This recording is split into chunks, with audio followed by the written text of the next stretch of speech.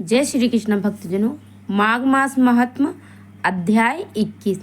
20वें और 19वें अध्याय में हमने ये देखा कि गंधर्व कन्याओं को कैसे श्राप मिला, ऋषि कुमार को कैसे श्राप मिला। अब हम आगे की कथा श्रवण करेंगे कि वो इस श्राप से मुक्ति कैसे मिलती है उन्हें। तो चलिए हम श्रवण करते हैं। माघ मास महात्मा अध्याय 21। ब्राह्मण वेद निधि को उनके पुत्र और गंधर्व कन्याओं की मुक्ति का उपाय बताते हुए महर्षि लोमेश ने कहा, वेद निधि, यदि ये पिशाच योनि को प्राप्त गंधर्व बालाएं तथा अग्नि मेरे साथ प्रयागराज चलकर विधि पूर्वक माघ स्नान का करें तो तब माघ मास के अंत में वे इन्हें अवश्य ही मुक्ति प्राप्त हो जाएगी। इसके अलावा मेरी दृष्टि में इनकी मुक्ति का कोई मार्ग नहीं है। आप पाप तथा शाप की शांति माघ मास में तीर्थ में जाकर स्नान करने से ही होती है। माघ स्नान के प्रभाव से 7 जन्मों तक के पाप भी नष्ट हो जाते हैं। विभिन्न नदियों और तीर्थों में स्नान का महत्व बताते हुए महर्षि लोमेश ने कहा, हे विप्रवर, सरयू, गंडकी, चंद्र भावण, महानदी, स्वर्गभद्रा, कृष्णा, कावेरी, सरस्वती, ताप्ती, गोदावरी, पयोष्णी, कृष्ण वेणी तथा तुंगभद्रा इत्यादि महानदियों में माघ स्नान करने से स्वर्ग लोक प्राप्त होता है। नैमिषारण्य में माघ स्नान करने से विष्णु भगवान का सानिध्य प्राप्त होता है। तीर्थराज पुष्कर में माघ स्नान करने से ब्रह्मा के समीप प्राप्त होता है। माघ मास के स्नान का प्रभाव उनके क्षेत्र में रहने से रुद्रगण का पद प्राप्त होता है। कुरुक्षेत्र में माघ स्नान करने से इंद्रलोक प्राप्त होता है। देव सरोवर में माघ स्नान करने से योग सिद्ध का फल प्राप्त होता है। देवकी में स्नान करने से मनुष्य के देव सारी प्राप्त कष्ट दूर हो जाते हैं। मास का स्नान गोमती में माघ मास का स्नान गोमती में करने से पुनर्जन्म नहीं होता है और मोक्ष प्राप्त हो जाता है। महाकाल, ओमकारेश्वर, अमरेश्वर, नीलकंठ, अभ्रुद तथा हेमकूट में स्नान करने से ऐश्वर्य सहित रुद्रलोक प्राप्त होता है। प्रयाग में माघ स्नान करने से मात्र 3 दिन स्नान करने से महापापी भी मुक्ति को पा जाते हैं। देवलोक में देवताओं के समान सभी सुख प्राप्त करते हैं। वेद निधि, एक समय ब्रह्मा जी ने समस्त तीर्थों, व्रतों, दानों, तपों एवं यज्ञों को एक पल्ले में रखा। प्रयागराज माघ स्नान का फल एक दूसरे पल्ले पर रखा और तोला गया तो माघ स्नान का पल्ला भारी निकला।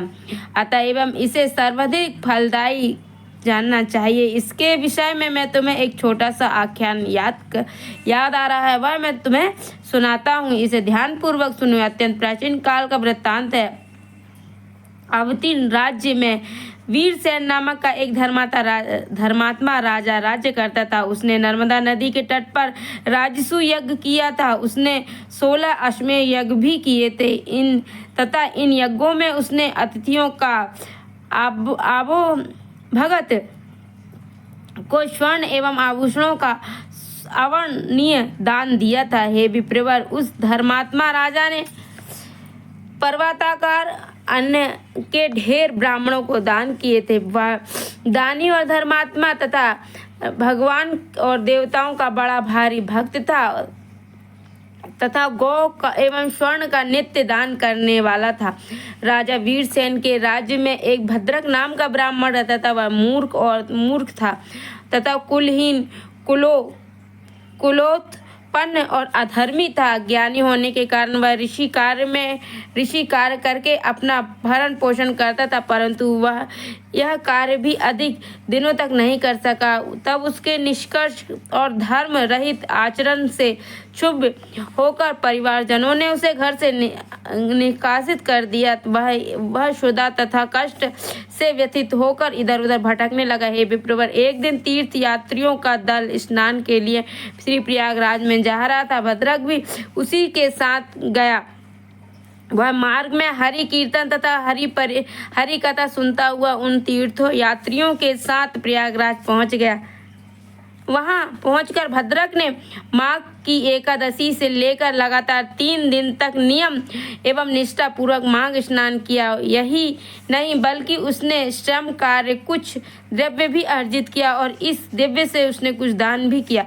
प्रयागराज में माघ मास में 3 दिन के स्नान से ही उसका हृदय परिवर्तन हो गया। उसने संकल्प किया कि अब वह आजीवन चोरी, निंदा, द्वेष, ईर्ष्या इत्यादि कर्मों से मुक्त रहेगा। इंद्रियों को वशीभूत रखकर जीवन व्यतीत करेगा। सत्य और अहिंसा का पालन करते हुए शुभ कर्मों में लीन रहेगा। आगे उसने अपने संकल्प अनुसार भी जीवन व्यतीत किया। उसने भिक्षावृत्ति तथा दान इत्यादि लेने को त्याग कर कठिन श्रम करके जीवन व्यतीत करते हुए परोपकारी जीवन बिताया। उस परोपकारी जीवन वृत्ति तथा ईश्वर भक्ति के कारण भद्रक संपूर्ण प्रताप में लोकप्रियता तथा श्रेष्ठ सम्मान को प्राप्त करता था। उसने खूब धन, ऐश्वर्य यश प्राप्त किया। पृथ्वी पर लंबा ऐश्वर्यपूर्ण जीवन बिताने के पश्चात देवयोग से राजा वीरसेन तथा भद्रक एक ही समय मृत्यु हो गई। दोनों को एक ही सत्कर्मों से स्वर्ग प्राप्त हुआ। मैंने स्वर्ग में जाकर उसकी स्थिति को स्वयं देखा है। वे आज भी स्वर्ग में निवास करते हुए दिव्य सुख भोग रहे हैं। कहने का मतलब उसने राजा ने इतना यज्ञ, दान, तप किया और मात्र केवल जो भद्रक था उसने 3 दिन माघ स्नान किया। उसके पुण्य से दोनों को बराबर का ही फल मिला। अपने नेत्रों द्वारा देखा हुआ प्रयागराज में माघ स्नान का यह महत्व मैं संपूर्ण रूप से मुख द्वारा वर्णन नहीं कर सकता हूँ। हे विप्रवर, इस समय तुम अब पिशाच मोक्ष नामक एक आख्यान सुनो। प्राचीन काल में दया सागर तथा देवदूती नाम वैष्णवों ने पिशाचों की मुक्ति प्रदान की थी। इसे गंधर्व कन्या तथा तुम्हारा पुत्र भी सुने। निश्चय ही इसे पिशाच योनि से मुक्ति प्राप्त होगी। इति पद्म पुराणे माघ मास महत्म्य 21वें अध्याय समाप्त। हम इसकी आगे की कथा 22वें अध्याय में श्रवण करेंगे। जब तक जय श्री कृष्ण। बोलो श्री हरि नारायण विष्णु भगवान की जय। माता लक्ष्मी की जय। राधा रमन लाल की जय। बाल गोपाल कृष्ण की जय।